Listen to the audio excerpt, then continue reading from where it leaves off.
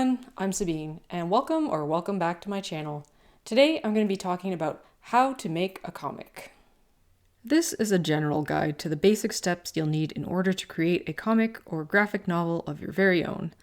I've given suggestions for both hand-drawn and digitally made comics, but I'll be showing you all the steps I've taken with my comic Wolfsbane as the example.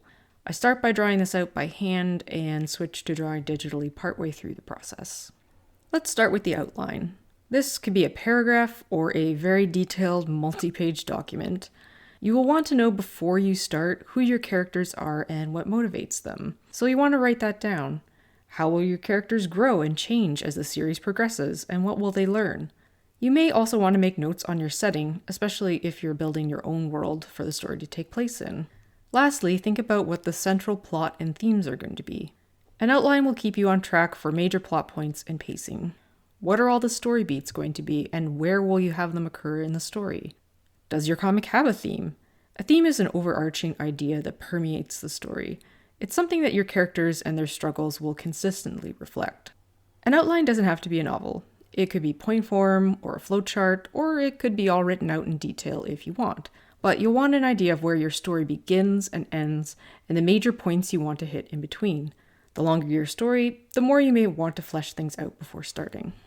I also think drawing some concept art at this stage is helpful. It may take several iterations before you settle on the final style for each character and your setting, but that's okay, because this is the time to experiment with ideas. When you found a design you like, you may want to draw character sheets as well.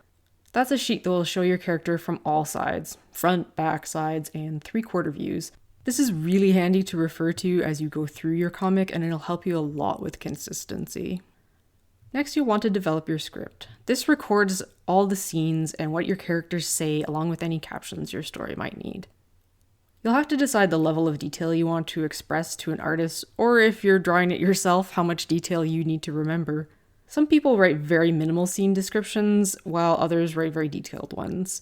It's really up to your personal preference, and if you're working with somebody else, what they also prefer. I think it's best to only mention things that are really important or that need to be illustrated for certain scenes. For example, if it's really important that someone is taking a bite of a hot dog in that specific panel, you'll want to write that out. But if the characters are just eating over a few pages, it might be enough to say 2 characters are eating hot dogs on a park bench and leave the rest to be filled in as you go. Again, this is totally a preference thing. Next, you'll want to make storyboards. They're usually called roughs in the industry, but I guess I like to refer to things as storyboards, or even thumbnails. I've heard some people call them before. These are rough drawings that will lay out the panels in your page, what's happening in the panel, who's in the panel, how big they are in the panel, and where your words are going. As with the script, storyboards can be very rough or very detailed. It kind of depends on who's drawing them and, again, what your preferences are.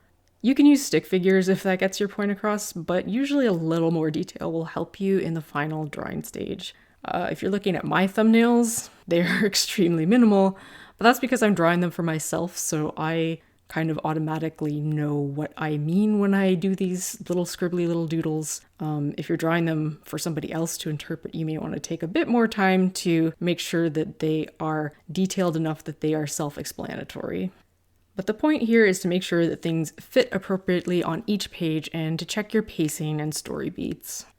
Make sure your pages for your roughs are proportioned to the dimensions you'll be using in your finished comic. Your roughs or storyboards can be small thumbnail-sized drawings, which is why they're sometimes called thumbnails, or you can make them bigger to help you fill in more details. You can even make them the size of the finished comic if you want, so you can just kind of keep tracing layer upon layer or new page upon new page, and that might be easier for you as you go. I also want to mention that at any point in this process, you can go from hand-drawn to digital just by scanning in your work and saving it as a digital file. Then you can add new layers on top of the original and just continue the process wherever you left off. There is one intermediate step here before drawing that I want to mention. I tend to really need this step. You may or may not, depending on how good your drawing skills are and how confident you are. But if you think you'll need reference photos before starting to draw, this is a good time to take them. you have an idea of what is needed in each panel. So especially if I have characters that are in complicated poses or action poses, or if there's something I don't know how to draw, like a wheelbarrow, I'll go out and take a photo of that so that when I am doing my drawings, I don't get stuck. Now it's time to draw. If you haven't already, set up the appropriate panels for your page, then roughly put in where your characters should go. You can refine the sketch as you draw, referring to any photos you may have taken in the step above. After the drawing is done, I will make notes if something needs to move or be resized in a panel. This is obviously a lot easier to do digitally, but it can also be done by drawing by hand. I usually just move the page around and then copy it onto a new page. Next is inking. I've done this in a variety of ways. When I'm drawing by hand, I like to trace over my sketches onto a new piece of paper, or I transfer them using some transfer paper. This way I can erase the lines on the final copy so that it looks nice and clean. Digital inking has its conveniences, but I'm still a beginner at that myself. But the process is similar. I basically just will make a new layer and start to trace over my sketch with a pen. There are many methods to coloring a comic. I've tried screen tones, watercolor, and digital painting. You will have to decide what method is right for you and your comic.